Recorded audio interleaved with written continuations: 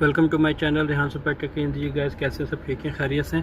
ये भी निसान सनी है। इसके अंदर एक इशू आ रहा है कि एक तो इसके डोर नहीं काम कर रहा है, इसकी वायरिंग का इशू है, और दूसरा जो है इसके जो है स्विच की जो इग्निशन की जो कॉइल्स होती है, जो इग्निशन ऑन करने पर जो करंट हमें मिलना चाहिए डोर में, वो नहीं मिल रहा।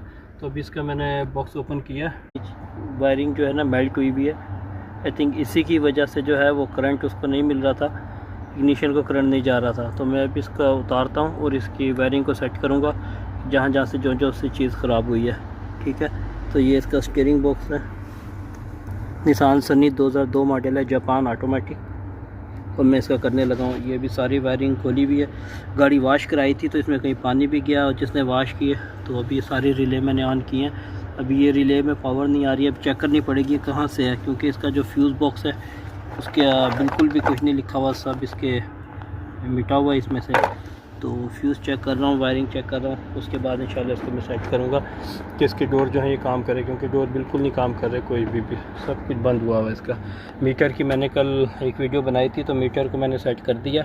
तो इसके जो हैं ये ऊपर की ये टूटी हुई हैं, तो ये तो खैर मुझे स्क्रीन नहीं मिली, लेकिन मीटर ऑन हो गए हैं इसके। तो अभी इसके जो है इसको मैं सेट करता हूँ कंप्लीट, और फिर इंशाल्लाह जैसा भी है मैं आपको फिर बताऊँगा क्या फ़ाल्ट मुझे फ़िलहाल मिल गया कि ये जला हुआ है। ये देखें, ये वायरिंग जली हुई है, ये इग्निशन की स्विच है, इसको मैं उतारता हूँ, उतार के इसको मैं सेट करता हूँ। इसके लिए बेहतर है कि मुझे पहले जो है बैटरी की जो तार उतारनी पड़ेगी जाके। जी गाइस, ये देखें, ये इसका स्विच है। स्विच के अंदर क्या है, जो इसकी पहली इधर की पिन है, ये हमारी है फेज़ की।